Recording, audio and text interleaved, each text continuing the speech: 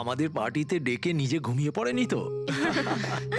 Sir ও নিজের জন্মদিনের পার্টিতে কি করে ঘুমাবে? আরে ওকে কিছু বিশ্বাস নেই, 60 বছর বয়স হয়েছে। সুধীর বাইরে আয় ভাই। হ্যালো। পার্টি আজকেই তো নাকি কাল? হ্যাঁ পার্টি আজই, আই এম শিওর। আমি ওকে একবার ফোন করে দেখি।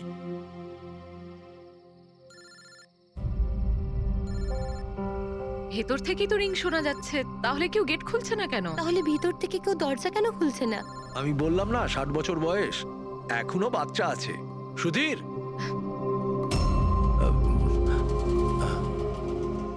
পিছনে জানলার দিকে গিয়ে দেখি। হ্যাঁ হ্যাঁ স্যার, চলুন চলুন ওদিকে।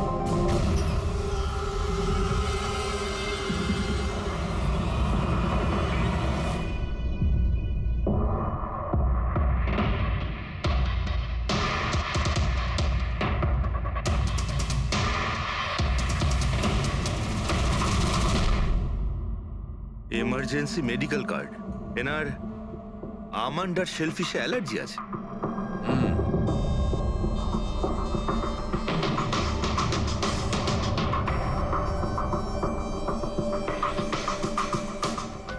স্যার কেকটাও পুরো খাওয়া হয়নি, এই দেখুন। মনে হচ্ছে কেক কাটার কিছুক্ষণের মধ্যেই এরা সবাই মারা গিয়েছেন।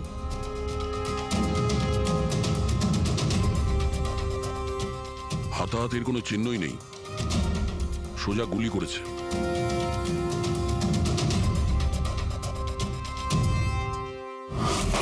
এইভাবেই গুলি চালিয়েছে।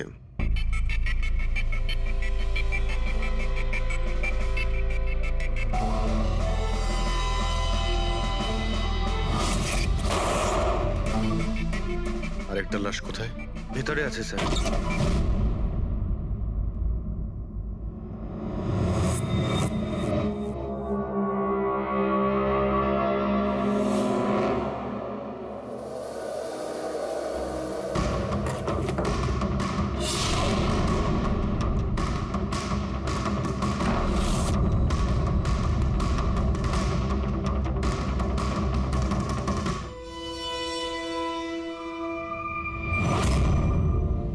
গান কেস,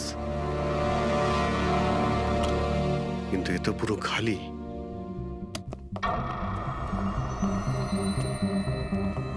তবে স্যার, এই ঘটনা ঘটেছে কতক্ষণ হয়েছে?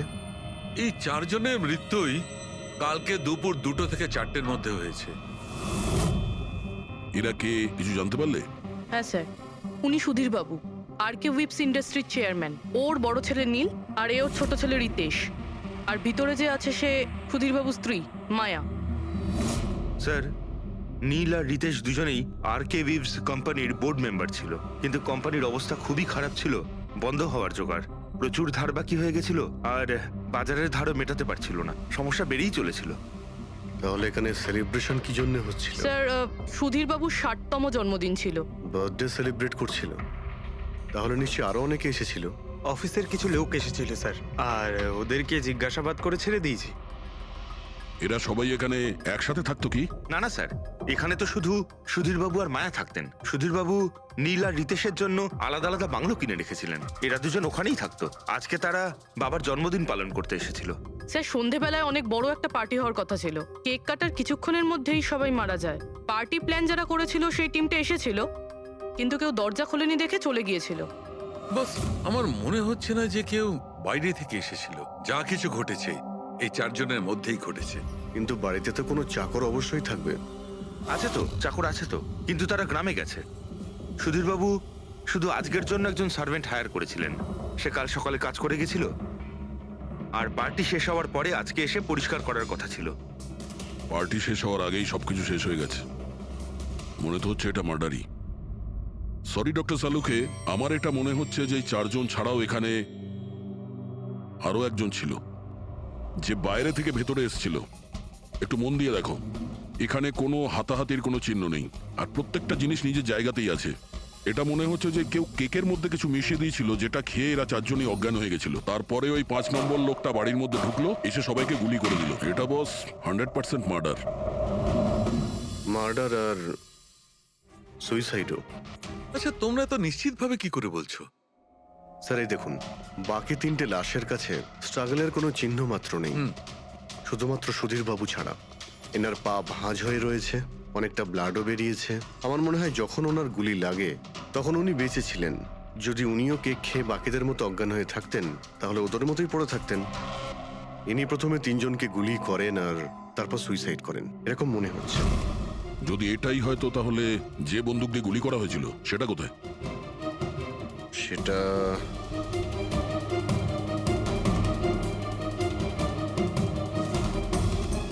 এইখানে গুলি লেগেছিল মানে মাথাতে। সুধীর বাবু যদি এইভাবে গুলি চালান তো এইভাবেই হয়তো পড়েছেন আর তখনই হাত থেকে বন্দুকটা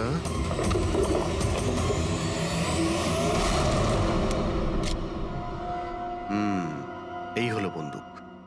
স্যার এই দেখুন, রিতেশের ফোনটা পেলাম। স্যার ও কেক কাটার কিছুক্ষণ পরেই নিজের সোশ্যাল পেজে এই সেলফিটা পোস্ট করেছে। বলছিলাম না, এখানে পঞ্চম ব্যক্তি থাকতেই পারে না। কিন্তু বুঝতে পারছি না কেন, আমার এখনো সন্দেহ আছে। দেখুন, সন্দেহ করা তো আমাদের কাজ। একটা কাজ করে যতগুলো এভিডেন্স আছে, যতগুলো জিনিস আছে, সব বিউরোতে নিয়ে যাই, দেখি এসিপি স্যার কি বলেন। গোলমাল মনে হচ্ছে। বস, আমি ওদের পেটের মধ্যে কেকের টুকরো পেয়েছি, ওই যে কেক ওরা খেয়েছিল। ওই কেকের মধ্যে সেনেটিভ মেশানো ছিল, নেশার ওষুধ। সেনেটিভ? 3জন খেয়েছে আর অজ্ঞান হয়ে গেছে। 4জনই? না, 3জন। নীল, রিতেশ আর মায়া, ওদের 3জনের পেটের মধ্যেই শুধু কেকের টুকরো পাওয়া গেছে। তার মানে সুধীর বাবু ওই কেকটা খাননি? না দয়া, শুধু একজনই ছিল যে গুলি চলবার সময় অজ্ঞান হয়নি। কি সুধীরবাবু নিজের জন্মদিনে এই কেক খাননি? হয়নি, কারণ ওই কেকের মধ্যে বাদাম মেশানো ছিল। কিন্তু স্যার ওনার বাড়ির লোকের তো নিশ্চয়ই জানা আছে যে ওনার বাদাম থেকে অ্যালার্জি ছিল। এক্স্যাক্টলি। তাহলে এই কেক আনলো কেন? অদ্ভুত ব্যাপার। সুধীর বাবুর বার্থডে ছিল আর কেক ওই 3জনই খেয়েছিল। কেক 3জনে খেয়েছিল, কিন্তু ওখান থেকে যে বন্দুকটা পাওয়া গেছে তাতে 4টে গুলি খরচ হয়েছে, যেগুলো এদের গায়ে লেগেছে। অদ্ভুত ব্যাপার যে ওর ওপর সুধীরের আঙুলের ছাপ আর আছে। ওই বন্দুকটাও তো সুধীর বাবুর নামেই রেজিস্টার করা। তো সুধীর বাবু প্রথমে ওই 3জনকে গুলি করে আর তারপর নিজে সুইসাইড করে, কিন্তু কেন? ঝামেলা এড়ানোর জন্য। ব্যবসা ডুবে যাচ্ছে, ধার দেনা বেড়ে যাচ্ছে, এই জন্য নিজের সঙ্গে পুরো ফ্যামিলিটাকেই মেরে ফেলে। আর কি কারণ হতে পারে? হ্যাঁ স্যার, তাই তো মনে হচ্ছে। সুধীর বাবু ইচ্ছে করেই ওই বাদামওয়ালা কেক নিয়ে এসেছিল যাতে ওনাকে না খেতে হয়, আর উনি সেনেটিভ মিশিয়ে ওই কেকটা সবাইকে খাইয়ে দেন। আর অজ্ঞান হওয়ার পরে তাদের মেরে ফেলে নিজেও আত্মহত্যা করেন। রবি, ওই রিতেশ যেটা ফটো আপলোড করেছিল না নেটে, সেটা একটু খোলো তো। কটার সময় তুলেছিল এই ফটোটা? স্যার 2:05 আর আপলোড করেছিল? স্যার 2:07। সালুকে একটা কথা বলো, কেক খাওয়ার কতক্ষণ পরে ওরা অজ্ঞান হয়েছিল? 20 থেকে 25 মিনিট। মানে 2:30 না 2:35? আমার মনে হয় ওরা সবাই ওই সময়ই মারা গিয়েছিল, 2:30 থেকে 3:45-এর মধ্যে। মানে সবকিছু ঘটেছে ওই 40 মিনিটের ভেতরেই। 1 মিনিট, ওই দেখো, ওই ছায়াটা কার? ওই শ্যাডো? এই 4জন তো এখানে দাঁড়িয়েছিল, তাহলে ছায়া ওখানে গেল কি করে? সেটা ওখানে গিয়েই দেখতে হবে। এই শ্যাডোটা কার ছিল? 2:04। পর্দার পজিশন একদম ঠিক আছে তো? একদম স্যার। পজিশন নিয়ে নি। রেডি? 2:05। ইয়া। আরে এখানে তো কোনো ছায়া দেখতে পাচ্ছি না। তাহলে ওখানে ছায়া কোথা থেকে এলো?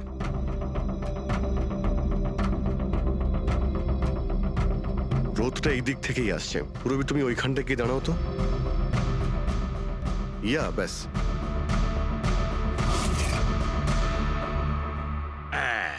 এইখানে ছায়াটা দেখা যাচ্ছে, ঠিক যেমনটা ওখানে ছিল, সেম টু সেম। আমি ঠিকই বলেছিলাম, এখানে কোনো 5 নম্বর লোক ছিল। আর সে ওখানেই দাঁড়িয়েছিল যেখানে আমি দাঁড়িয়েছিলাম। এই সেই লোকটাই হবে যে সুধীরবাবু আর তার পরিবারকে মেরেছে। আর সে আমাদের অলমোস্ট ধোকা দিয়ে দিয়েছিল যে এটা মার্ডার কাম সুইসাইড। আর ওর ছায়াই ওকে ধোকা দিয়ে দিয়েছে। কিন্তু স্যার আমরা এই ছায়ার মাধ্যমে খুনি অবধি পৌঁছবো কি করে? খুনির মেন টার্গেট ছিল সুধীরবাবু, আর সে ওই সময় ওখানেই দাঁড়িয়েছিল। নিশ্চয়ই চেনা জানাই কেউ হবে। কারেক্ট। খোঁজ নিয়ে দেখো সুধীরবাবু পার্টিতে কাদের কাদের ডেকেছিলেন।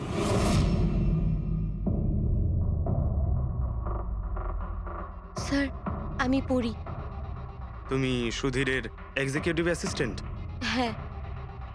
স্যার আমি Janhavi. Marketing head. Yes sir. হ্যাঁ স্যার, আমি জগন্নাথ, আমি কোম্পানির লয়ার। আর সুধীর বাবুর পার্সোনাল লয়ারও। আগে হ্যাঁ, কিন্তু আপনারা আমার কাছে কি জানতে চাইছেন? সুধীরবাবুর কোম্পানিতে প্রায় 300 লোক কাজ করতেন, কিন্তু উনি পার্টিতে শুধু আপনাদের 3 জনকেই ডাকলেন। এরকম কিসের বিশেষ সম্পর্ক ছিল আপনাদের সঙ্গে সুধীরবাবুর? স্যার আমি আগেও বলেছি যে আমি ওনার এক্সিকিউটিভ অ্যাসিস্ট্যান্ট। তো একজন এক্সিকিউটিভ অফিসারের সঙ্গে এতটা পার্সোনাল রিলেশনশিপ? স্যার আমি ওনার শুধু কাজই না, বরং ওনার পার্সোনাল লাইফও ম্যানেজ করতাম।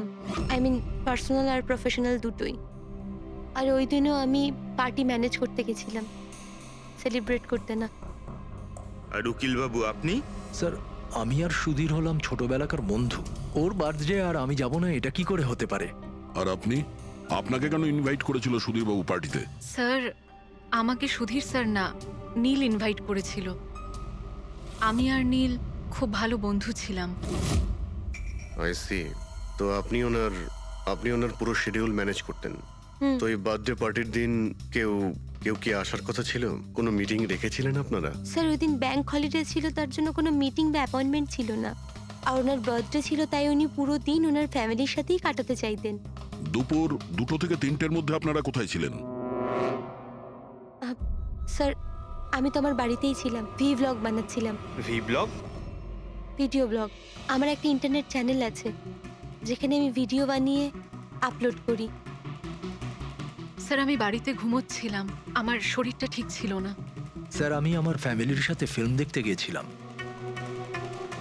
আচ্ছা, কিছুদিনের মধ্যে সুধীরবাবুর ব্যবহারে কোনো পরিবর্তন দেখেছিলেন আপনারা? হ্যাঁ স্যার, আমি একটা জিনিস নোটিস করেছিলাম। স্যার আজ থেকে ঠিক 1 মাস আগে আমাদের মিটিং চলছিল।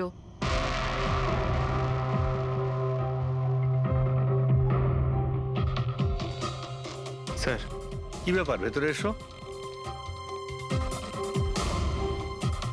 ঠিক আছে তুমি যাও।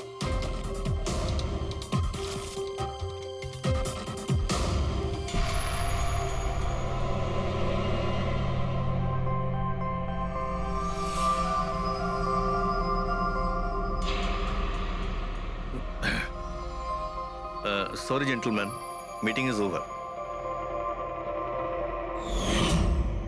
বাচ্চাদের পোশাক? Yes sir. আচ্ছা, আর কিছু নোটিস করেছিলেন আপনারা? কোনো অদ্ভুত কিছু? হ্যাঁ স্যার, এই 2 সপ্তাহ আগে উনি আমাকে বলেছিলেন যে উনি ওনার দলিল চেঞ্জ করতে চান। উইল বদলাতে চাইছেন কেন? জানি না স্যার, ওনার দলিলে 3 জন মানুষের নাম ছিল, একজন ওনার স্ত্রী মায়া আর 2 জন ওনার ছেলে। কিন্তু উনি চতুর্থ একজনের নাম জুড়তে চাইছিলেন, অ্যাড করতে চাইছিলেন। কি নাম ছিল ওই চতুর্থ জনের? ওনার নাম তো উনি বলেননি। আপনি কি উইলটা বদলেছিলেন? আসলে আমি পেপার সব তৈরি করে দিয়েছিলাম, ব্যাস নাম ভরে ওতে সুধীরকে সই করতে হতো। জানি না কি হলো, হঠাৎ নিজের বার্থডের কিছুদিন আগে ও আমাকে বলল যে দলিল বদলাতে চায় না, ওই পুরনো দলিলটাই থাকবে। ঠিক আছে, এই চতুর্থ ব্যক্তি আবার কোথা থেকে এলো যার নাম সুধীরবাবু নিজের উইলে ইনক্লুড করতে চেয়েছিলেন?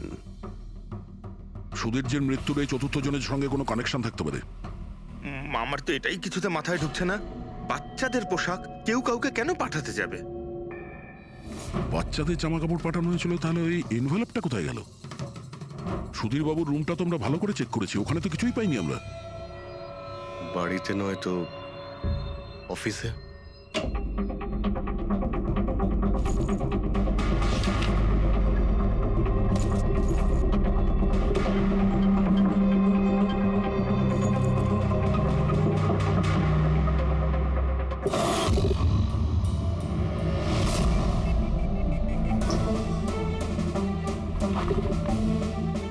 পেয়ে গেছি।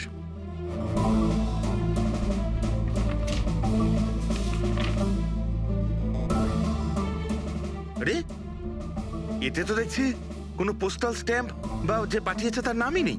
তাহলে পার্সেল এখানে পৌঁছলো কি করে? মনে হচ্ছে এই এনভেলপটা সোজা কেউ কোম্পানির পোস্ট বক্সে ঢেলে দিয়েছিল।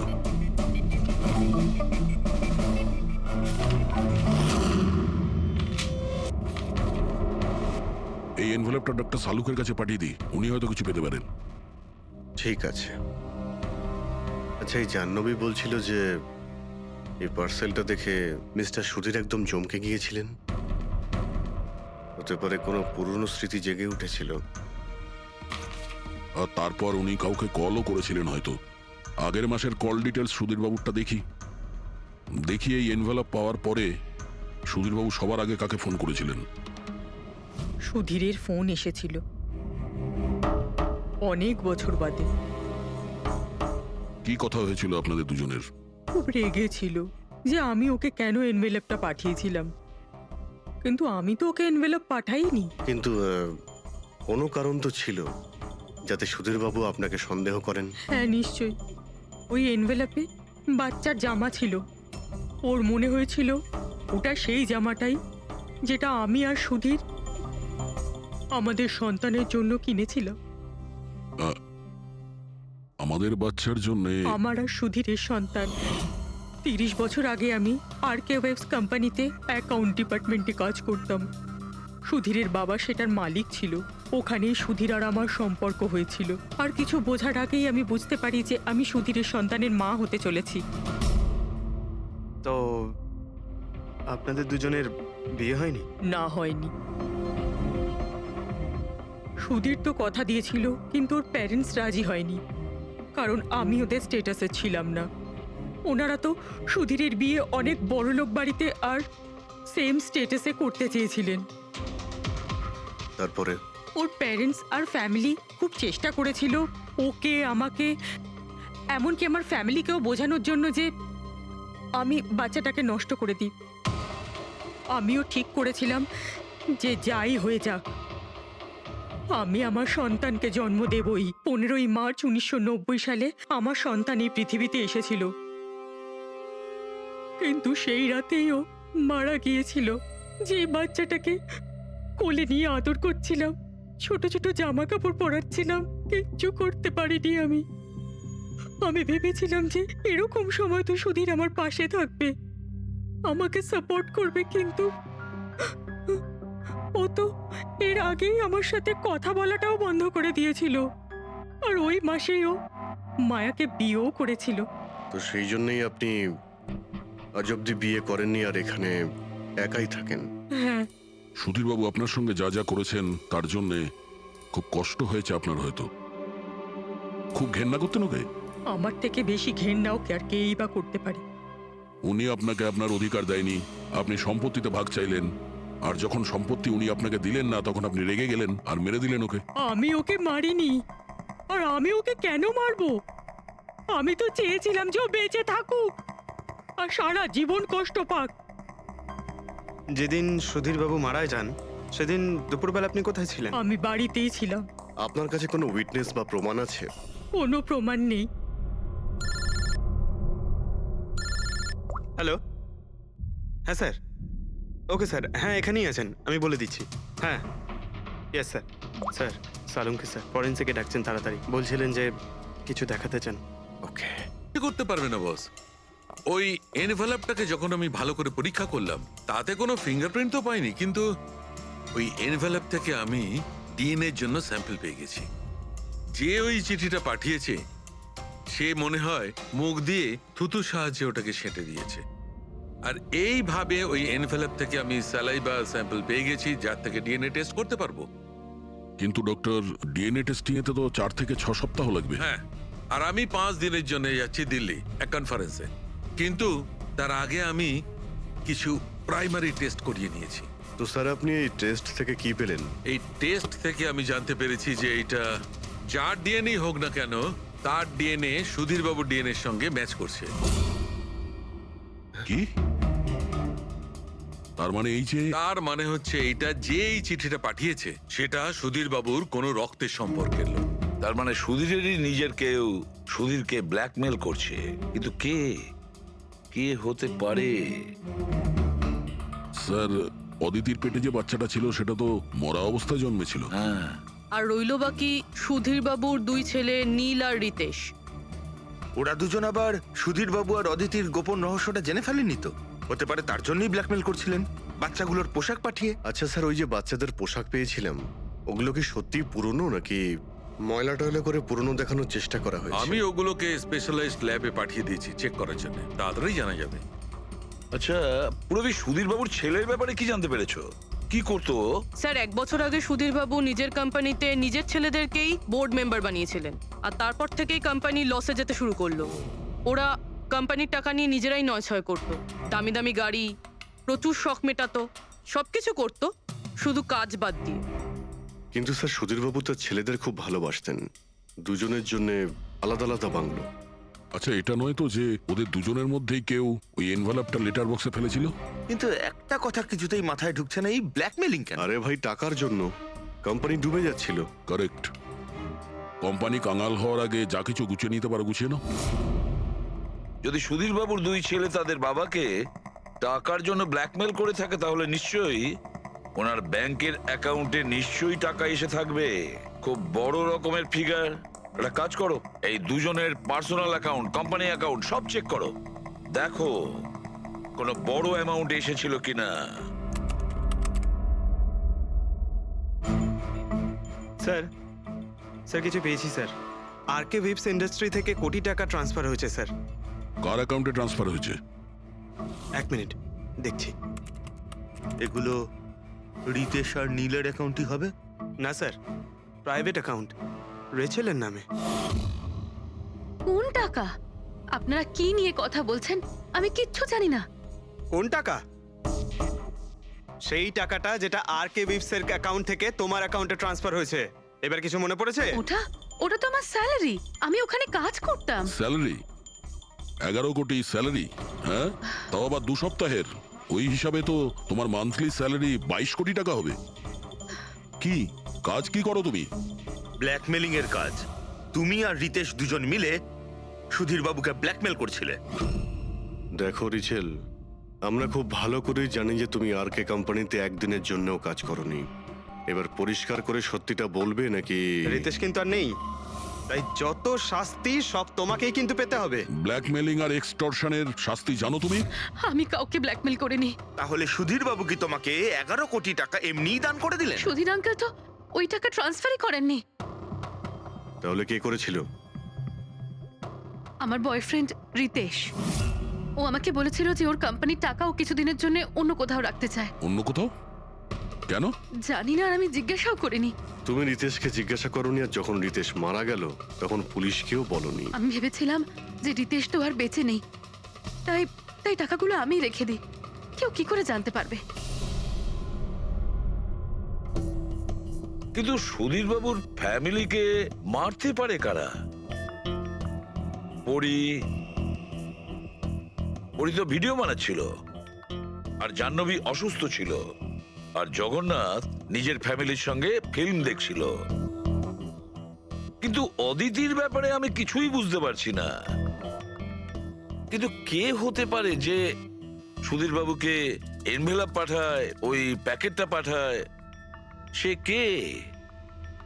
ওর নামটা সুধীর বাবু উইলে লিখতে চেয়েছিলেন, কিন্তু লেখেননি। সে কে?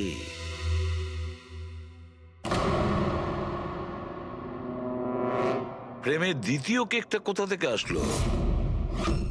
হ্যাঁ স্যার, এখানে দুটো কেক। সেটাই তো, যখন বার্থডে ছিল সুধীর বাবু তার নিজের ফ্যামিলির সঙ্গে, ছোট কেকটা কেন কাটতে যাবে যেখানে এত বড় কেকটা রয়েছে এর সামনে? স্যার, যাতে ও রাতে পার্টিতে বড় কেক খেতে পারে। আরে ভাই, সুধীরবাবু কি 18 বছরের বাচ্চা ছিল নাকি যে নিজের বার্থডেতে দুটো কেকের অর্ডার দেবে? স্যার, হতে পারে এই কেকটা ওনাকে কেউ গিফট করেছে, এই কিন্তু বাদামওয়ালা সেটা কেক। তো বক্সে নিয়ে আসবে, আর তার উপরে কেক শপের নামটাও লেখা থাকবে। না স্যার, ওখানে তো আমরা কোনো বক্স পাইনি। ছিল না? হতে পারে কেউ এই কেকটা বাড়িতে বানিয়েছে, সেই জন্যই আমরা ওখানে বক্স পাইনি। কিন্তু এই আমন্ড দেওয়া কেক পাঠালোটাকে? স্যার, হ্যাঁ, স্যার আমি জাহ্নবীর সোশ্যাল প্রোফাইল চেক করছিলাম। স্যার, এখানে ওর অনেক অনেক ছবি আছে যেখানে ও কেক আর পেস্ট্রি বেক করছিল। বেকিং ও খুব পছন্দ করে। হ্যাঁ, আমি বেকিং পছন্দ করি, তাতে কি? তো কিছু না, তুমি বাদামওয়ালা কেক বানিয়েছিলে না সুধীর বাবুর জন্য? আমি যখন জানি যে ওনার বাদামে অ্যালার্জি, তাহলে আমি ওনার জন্য বাদাম কেক কেন বানাবো? কারণ তুমি চাইছিলে যে উনি কেকটা না খান, যদি খেতে অজ্ঞান হয়ে যেত না। আর তুমি চাইতে যখন তুমি ওকে মারবে তখন যেন ওর জ্ঞান থাকে, কষ্ট পায় তোমার সামনে, প্রাণ ভিক্ষা করে, তাই না?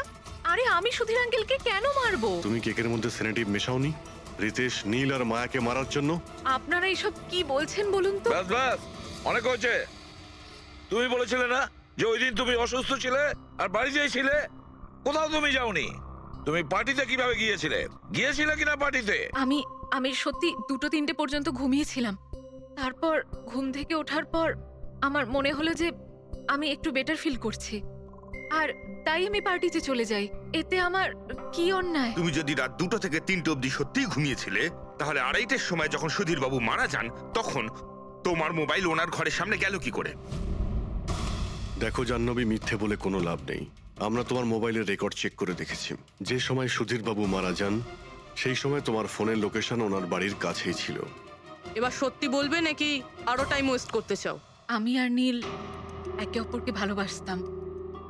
আমরা ভেবেছিলাম যে নীলের বাবার বার্থডে আমাদের কাছে একটা ভালো সুযোগ ছিল ওনাকে আমাদের ব্যাপারটা বলার, আর সেই জন্যই আমি ওখানে যাই। ওখানে গিয়ে নীলকে অনেকবার কল করি, প্রায় 1 ঘন্টা ওখানে ছিলাম আমি, কিন্তু নীলের কোনো কল আসেনি। আমি ভেবেছিলাম নীল হয়তো সময় পাচ্ছে না আমাকে কল করার। মিথ্যে কথা। তোমার মনে হয়েছিল নীল তোমাকে ঠকাচ্ছে, সেই কারণে তুমি ওকে আর ওর পুরো ফ্যামিলিকে মেরে দিয়েছো। এই আপনারা কি বলছেন বলুন তো? আমি বেকিং করতে ভালোবাসি, তার মানে তো এটা নয় যে খুনটা আমি করেছি। ইন্টারনেটে রেসিপি দেখে তো যে কেউ কেক বানিয়ে ফেলতে পারে। কেক বানানো কি এমন কঠিন কাজ? আর রিতেশের গার্লফ্রেন্ড রেচেল, ও তো বেকিং করে। আপনারা ওকে কি কেন কিছু জিজ্ঞেস করছেন না? সবাইকে জিজ্ঞেস করবো আমরা। ডাকো সবাইকে। ভীষণ ইন্টারেস্টিং কেস এটা। এরকম খুব কম হয় যে এতজনের কাছে একটা লোকের প্রাণ নেওয়ার জন্য সুযোগও আছে আর মোটিভও আছে। আপনারা আবার? আরে স্যার, আমি কেন মারবো ওনাকে? আপনি নীলকে বিয়ে করতে চেয়েছিলেন, ওর ফ্যামিলির লোকেরা রাজি হয়নি। এ তো খুব বড় একটা কারণ খুন করার। আর সুধীর বাবুর ফ্যামিলির জন্য আত্মমর্যাদা, সোশ্যাল স্ট্যাটাস অনেক গুরুত্বপূর্ণ ব্যাপার ছিল। এর সবচেয়ে বড় এক্সাম্পল অদিতি দেবী। আর সুধীর বাবু এই নিজের সম্পত্তি আর স্ট্যাটাসের জন্য আপনার জীবন নষ্ট করে দিয়েছেন। তাহলে আপনার থেকে বেশি ঘৃণা আর কে করতে পারে? আমার কাছে পয়সার কোনো মূল্য নেই, আর না কোনো বিষয়ে রিগ্রেট। আফসোস তো তোমার হওয়ার কথা রাচেল। এখানে তো 5,000 টাকার জন্য মানুষ মানুষকে খুন করে, আর তুমি তো বসে বসে 11 কোটি টাকা পেয়েছো। আর আপনি?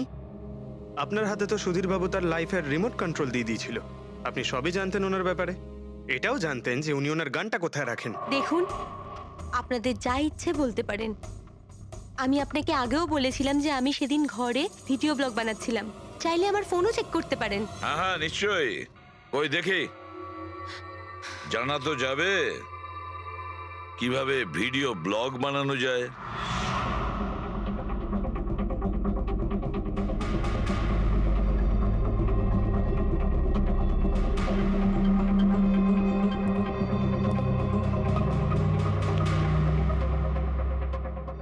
স্যার, এখন আপনি বিশ্বাস করেছেন তো যে সেদিন আমি নিজের ঘরে DIY ভিডিও বানাচ্ছিলাম? DIY তার মানে? Do it yourself. স্যার, আমি প্রত্যেকদিন নিজের ইন্টারনেট চ্যানেলে মানুষদের দৈনন্দিন কাজের ইজি পদ্ধতি দেখাই। Do it yourself. স্যার, হ্যাঁ, নিউজ পেপারটা দেখুন, ডেটটা ওই একই। হ্যাঁ সেটাই তো আছে। মানে ভিডিও ওই দিনই শুট করা হয়েছিল? স্যার, হ্যাঁ পুরবি। স্যার আমি মেমোরি কার্ডের ডেট আর টাইম চেক করেছি। এই ভিডিওটা ওই দিনই তৈরি করেছিল, 2টো থেকে 4টের মধ্যে। আচ্ছা, আর স্যার, পরীর মোবাইল লোকেশন ক্রস চেক করেছিলাম আমরা, তাতে দেখলাম ও সেদিন বাড়িতেই ছিল। পুরবি একটা কাজ করো, এই 4 জন লেডিসকে আলাদা ঘরে বসাও। স্যার, হুম, চলো।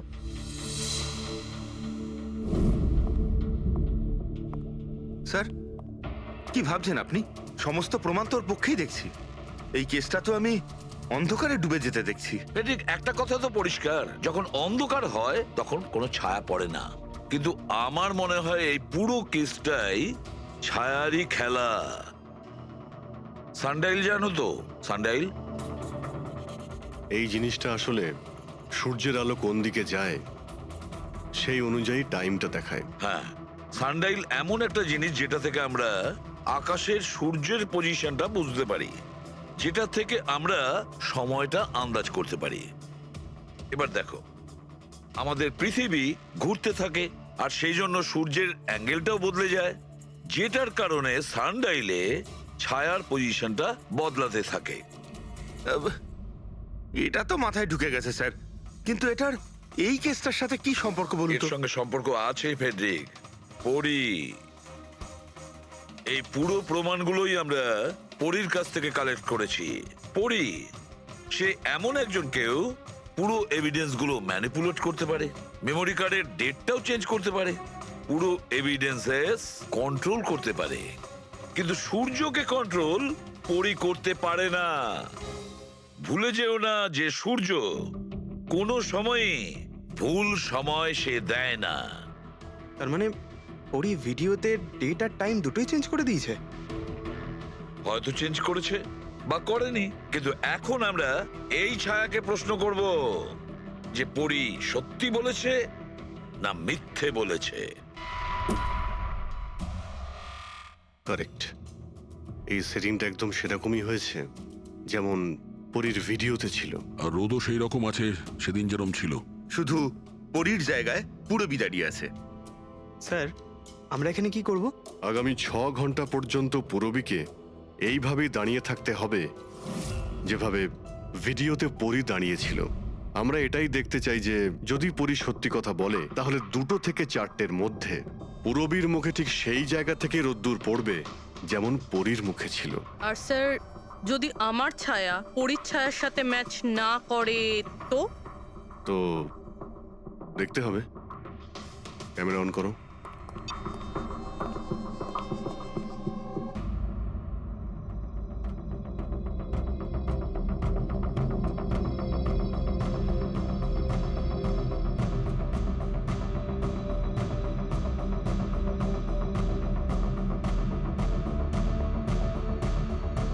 চলো, গুড।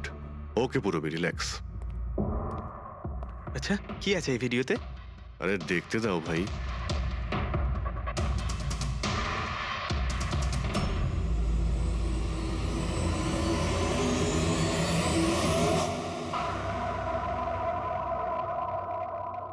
তো সকাল 11টা থেকে 1টার মধ্যে তুমি ওই ভিডিওটা রেকর্ড করেছিলে।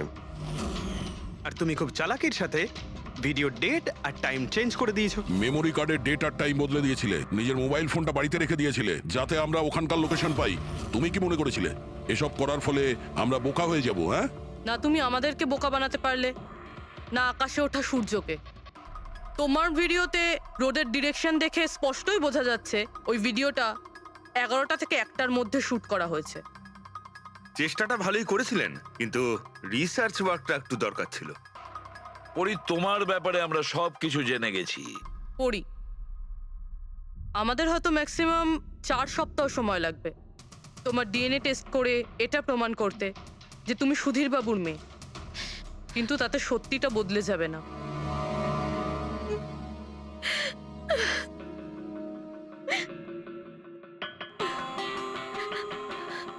আমি ওনাকে মারতে চাইতাম না, একদমই মারতে চাইতাম না ওনাকে।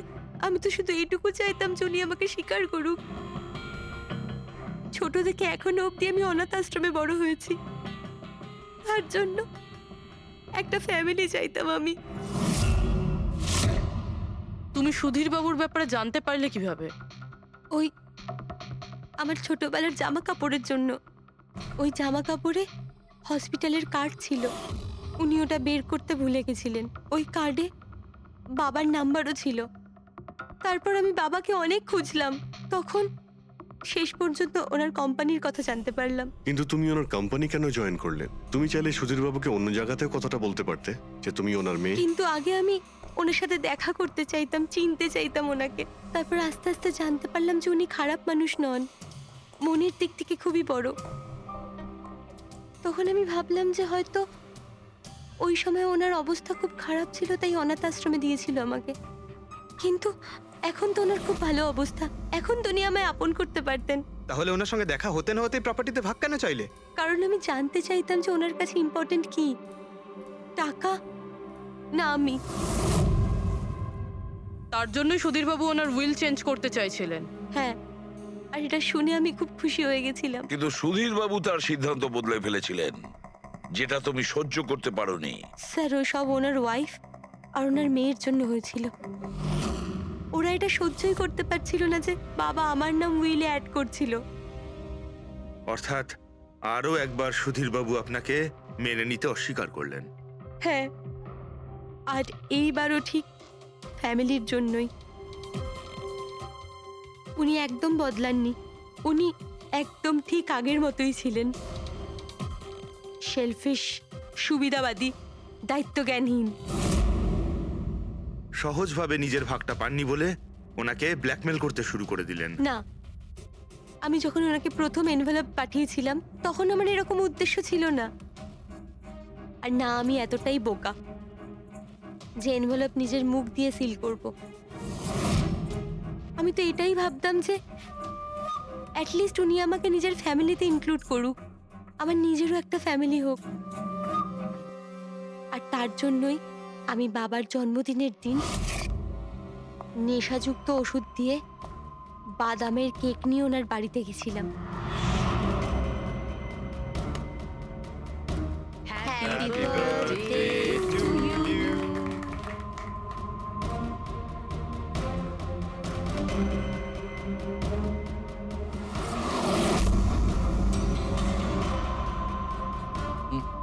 আমার অ্যালার্জি আছে।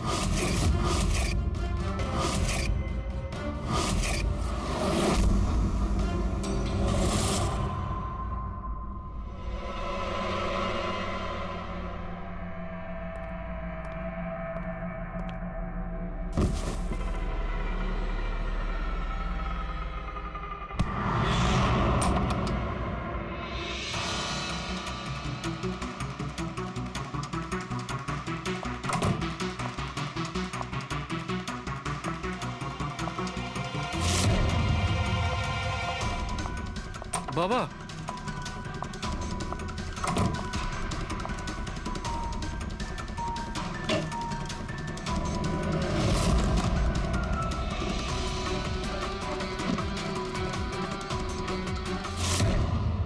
তুমি সুধীরবাবুর পুরো ফ্যামিলিকে মারতে চেয়েছিলে না? তোমার লক্ষ্য পূরণ হয়েছে। এবার তোমার সঙ্গে ওনার ফ্যামিলির লাস্ট মেম্বারও শেষ হয়ে যাবে। জেল যাওয়ার আগে আমরা তোমার সঙ্গে কারোর সঙ্গে দেখা করিয়ে দিতে চাই।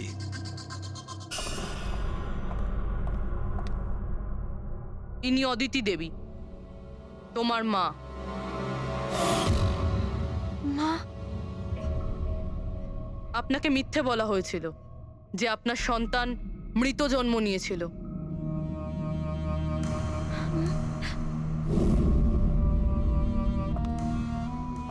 মা,